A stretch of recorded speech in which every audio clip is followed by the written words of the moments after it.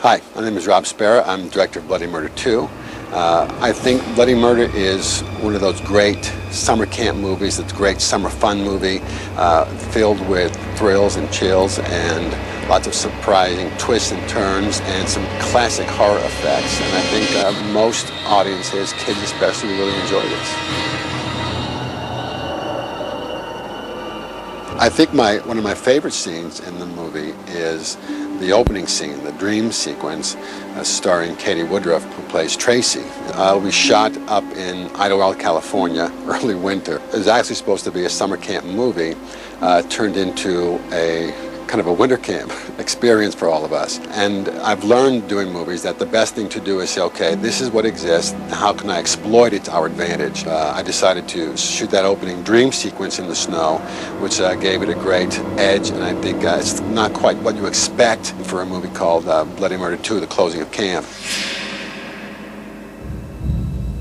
Hi, I'm Katie Woodruff, and we're up here in the dark, spooky woods shooting Bloody Murder 2 Closing Camp. I play Tracy, and Tracy's got some issues. Her brother got killed up here about 5 years ago, and I'm feeling a little scared. Marker. And action. We had some leaf blowers. We had, actually, we didn't have a smoker, again, because we were so far away and didn't want to carry it, that we just lit a little fire that carried around in a bucket. And then in the background, again, we had very few lamps, so we just had guys running back and forth to kind of let the backgrounds move on her, also to create some sense of it being surreal. This is my first movie, so I don't really know a lot about all the technicalities of it, but our director keeps on handing everybody guns and knives, and Action! I haven't gotten mine yet, and I'm just wondering when all this craziness breaks out, how am I going to defend myself?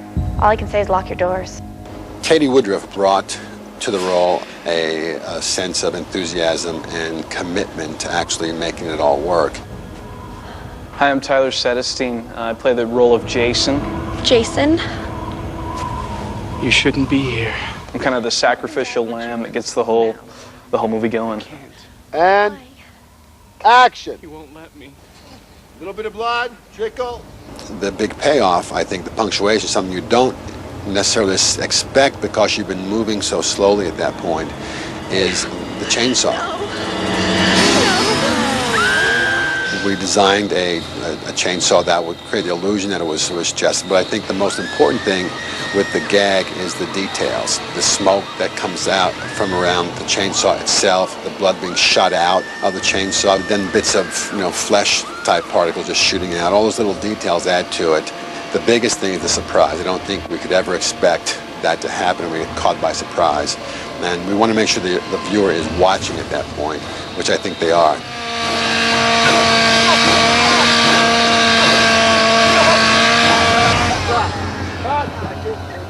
Hi, I'm Kelly Gunning, and I am playing Mike, and I'm Tracy's boyfriend. You know I'm here for you. Kelly's got this great kind of James Dean simplicity about him. He has this kind of implosive energy that draws the audience in. He's likable, he's sympathetic, and you really kind of just attach yourself to him immediately. It's Rick.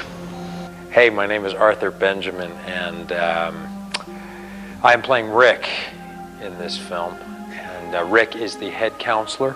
He's kind of an odd guy, he's got a weird jealous thing for one of the campers. He's kind of into one of the counselor's girlfriends. And, at the beginning of the film, he starts a fight with this guy. As I was saying, Arthur Benjamin, who plays Rick, I think what he really pulled off well is also that kind of dual, Ryan. Is he the killer, isn't he the killer? I think that's a very delicate line to travel well and not tip your hand one way or the other and do it credibly without being deliberately misleading. sorry, it won't happen again. It's just like the leaf blower. Why are you always on my ass? Because you're a screw-up. What'd you say? You heard me. So what are you gonna do, Rick, huh? You gonna fire me? I'm not impressed with your macho bullshit like your little girlfriend. Hey, I'm Tom, and I'm playing the part of Ryan in this nice little horror flick we got going here. Let me tell you a little bit about Ryan. I'm a bit of a badass, I guess you could say.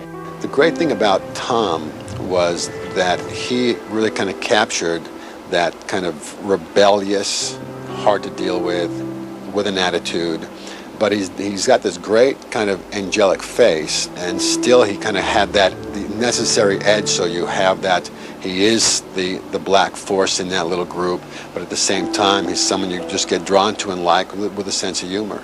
Okay, sports fans, it's time for a little game of bloody murder. 19,000, 21,000.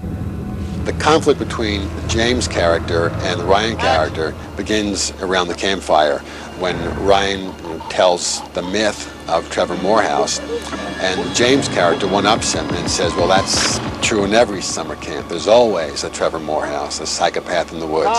And Ryan finds it really insulting, and he says, well, let's play a game of bloody murder.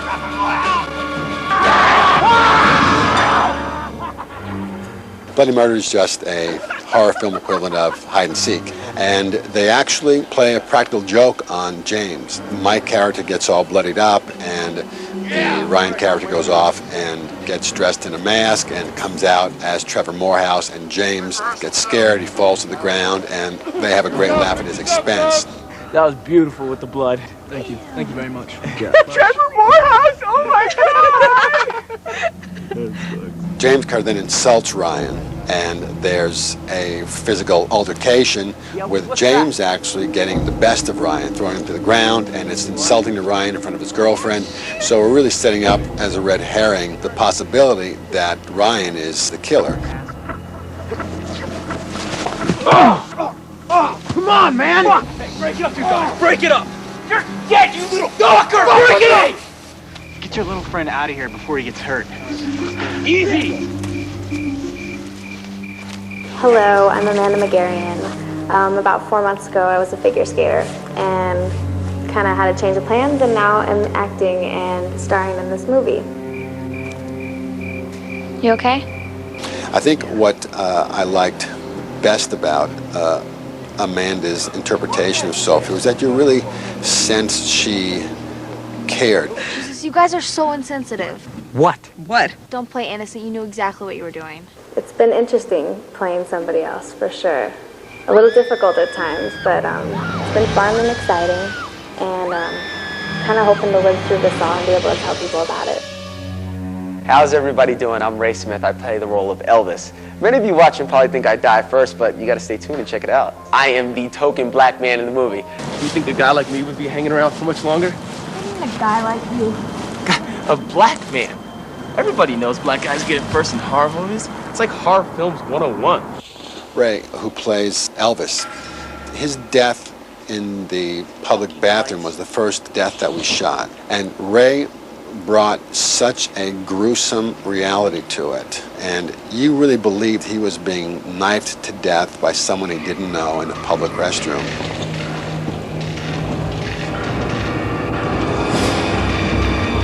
We got a lot of work over the next few days before we lock this place down, so I have arranged for an extra set of hands. I want you all to meet James. He's an old family friend. Hey, everybody. My name's Lane Anderson, and I'm playing the role of James.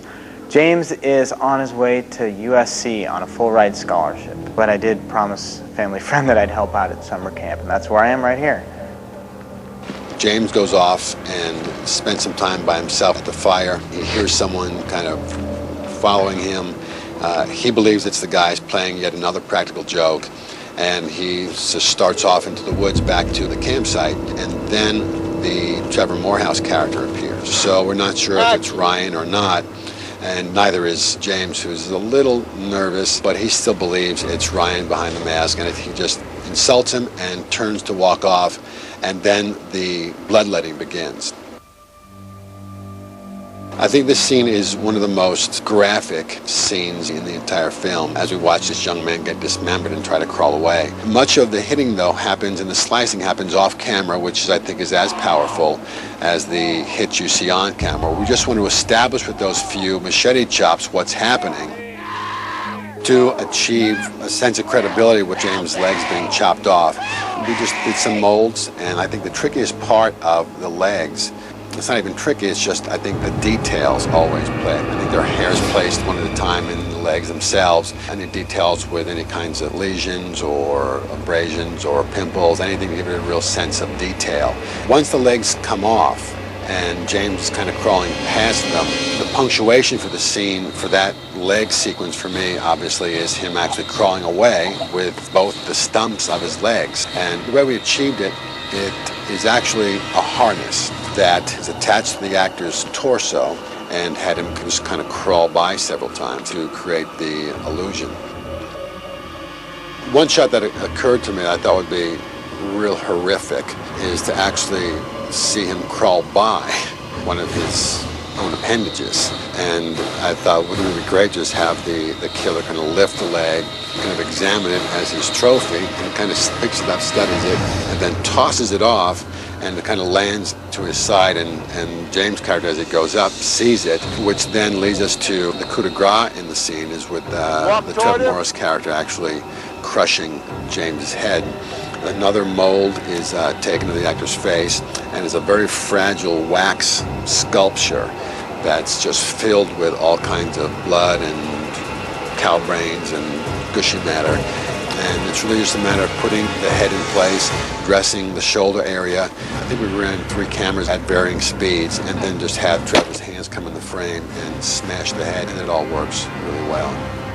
The death I find most unnerving is Ryan's, because of the horror of knowing you're about to die, being aware of it, and watching yourself be buried alive. The horror gag itself is very basic. It's actually achieved mostly with a jump cut. We shoot a medium shot of him turning his head right before the arrow strikes, so that when we actually cut to a shot of him with the arrow already in his neck, that will help to mask the cut. Then we went back later and added the CGI arrow, and then a big part of that gag is the sound. It really sells it for you.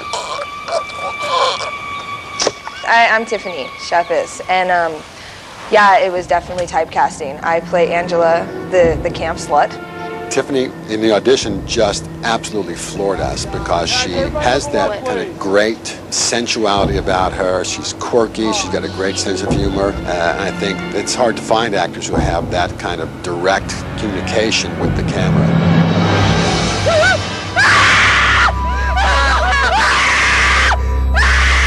Everything's groovy. It's really cool up here. And the thing that's kind of scary is that they're kind of taking this is kind of like maybe like a Soderbergh like method type approach. It's like method filmmaking, right? Because they have us tucked away in little cabins, just like we're camping, just like closing camp and all this stuff. They got wake up calls for us and everything, and it's kind of eerie.